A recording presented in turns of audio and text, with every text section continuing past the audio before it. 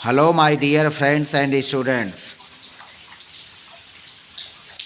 आप देख रहे हैं मेरा चैनल इंग्लिश क्लासेज ऑलवेज। और इस चैनल के माध्यम से आज मैंने वीडियो में जो लिया है वह लिया है कंडीशनल सेंटेंसेज का, ऐसे वाक्य जिनमें हम वंस का यूज़ करते हैं और इस प्रकार के वाक्यों को हम अपने डेली लाइफ में बोलते हैं। तो आइए इस वीडियो के माध्यम से हम सीखते हैं कि इस तरह के वाक्यों को हम अपने डे टू डे लाइफ में किस तरह से बोल सकते हैं। इन कंडीशनल सेंटेंसेज में शर्त सूचक वाक्यों में यदि या अगर और प्लस एक बार आता है, यानी हम कहेंगे यदि एक बार या अगर एक बार तो इसका यूज होगा, और फिर सबऑर्डिनेटिंग क्लॉज होगा, और फिर प्रिंसिपल क्लॉज होगा। और सबऑर्डिनेटिंग क्लॉज प्रिंसिपल क्लॉज के बीच में तो रहता भी है और तो नहीं भी रहता, छिपा भी रहता है। तो ऐसे वाक्यों में जहाँ हम यदि अगर एक बार आता है तो उसके लिए जिस वर्ड का यूज करते हैं वह है वंस। और वंस माने होता है, वंस की जो मीनिंग होती है यदि एक बार। आप इस बात का ध्यान रखें कि इन प्रकार के वाक्यों में वंस का अर्थ हम एक बार नहीं प्रयोग करेंगे, यानी यह हमारा सिस्टम गलत रहेगा। अगर हम एक बार के लिए भी वंस का यूज़ करते हैं तो हमारी कंडीशनल सेंटेंसेस नहीं बनेगी, इस बात को ध्यान में रखिएगा। वंस का अर्थ ऐसे वाक्यों में जहाँ कंडीशनल सेंटेंसेस बनते हैं उनमें वंस का अर्थ होता है यदि एक बार, यानी वंस की स्पेलिंग क्या होगी, यदि एक बार, इस तरह का होगा, यदि एक बार। तो इस बात का सदैव ध्यान रखें। तो फिलहाल एक चीज़ दूसरी चीज़, वंस प्लस सबऑर्डिनेटिंग क्लॉज के साथ पास्ट या फ्यूचर टेंस का प्रयोग नहीं होता है, इस बात को भी ध्यान में रखें। जिसमें वंस लगाएंगे उसमें सबऑर्डिनेटिंग क्लॉज रहेगा और वह पास्ट या फ्यूचर टेंस में नहीं बनेगा। तो इस बात का ध्यान रखते हुए आइए हम शुरू करते हैं कुछ वाक्यों को कि हम उनको किस तरह से बनाएंगे। यदि एक बार निर्णय करो तो उस पर डटे रहो। अब यहाँ देखें क्या कह रहा है, यदि एक बार निर्णय करो तो उस पर डटे रहो। तो इस तरह की वाक्यों को हम जो अनुवाद करते हैं वह जो होता है सबऑर्डिनेटिंग क्लॉज और वंस का यूज करते हैं, और वंस का यूज करके हम जो है इस तरह के वाक्यों को बना लेते हैं।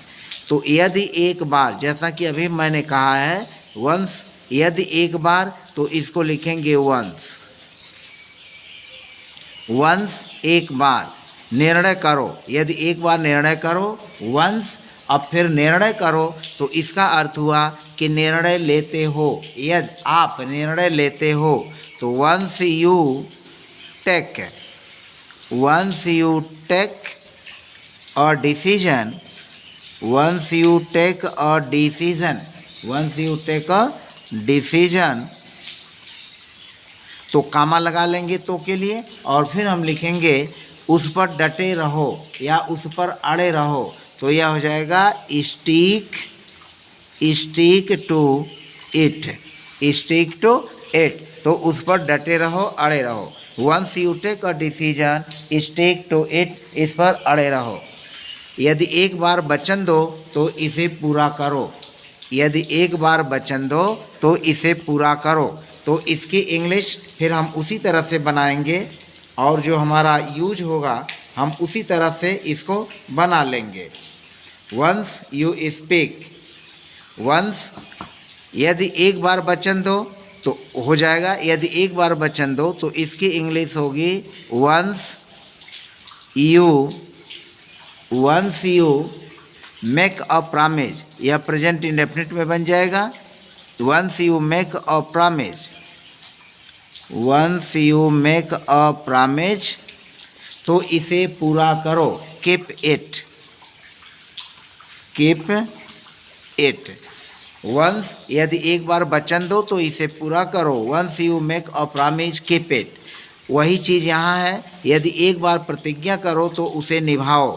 तो वो इसका भी वही होगा, once you make a promise, once you make a promise यदि एक बार प्रतिज्ञा करो, कीप इट, इसे निभाओ, इसे पूरा करो।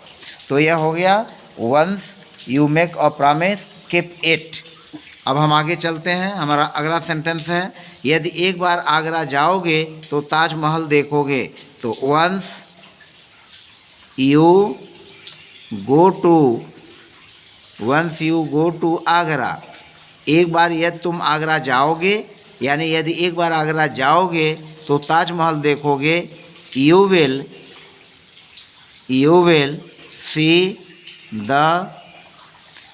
सी द ताजमहल। ताज अलग रहेगा, महल अलग रहेगा। You will see the Taj Mahal. तो यहाँ पर देखें, यह प्रिंसिपल क्लॉज है और यह प्रिंसिपल क्लॉज फ्यूचर इंडेफिनिट में हो सकता है, लेकिन जो सबऑर्डिनेटिंग क्लॉज है वह फ्यूचर इंडेफिनिट या फ्यूचर या पास्ट में नहीं होगा। यदि एक बार निबंध लिखो तो साफ सुथरा लिखो। यदि एक बार निबंध लिखो तो साफ सुथरा लिखो। once you write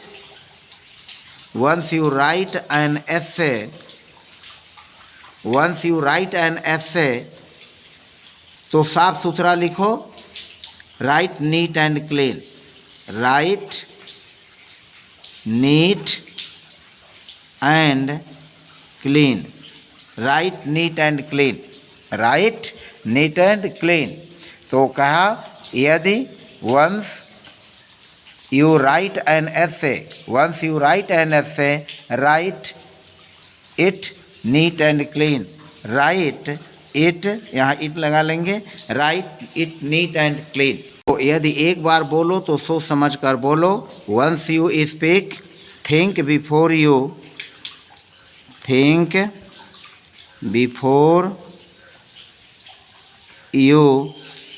speak।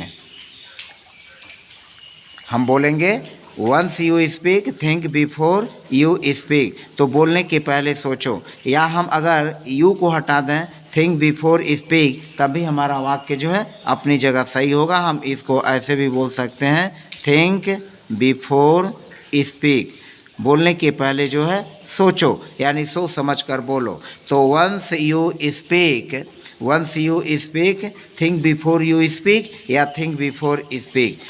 सातवां वाक्य है, यदि एक बार झूठ बोलोगे तो मैं तुझ पर विश्वास नहीं करूँगा।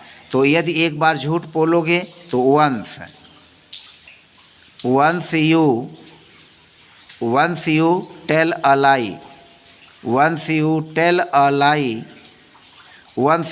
lie, यदि एक बार झूठ बोलोगे मैं तुझ पर विश्वास नहीं करूँगा। तो I won't believe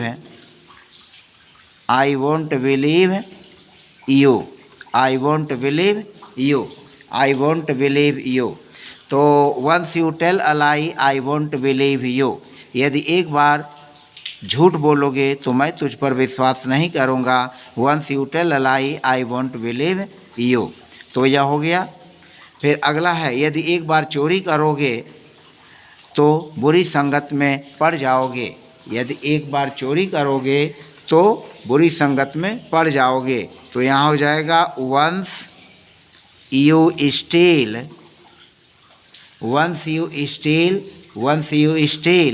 और फिर हो जाएगा you will fall into bad company।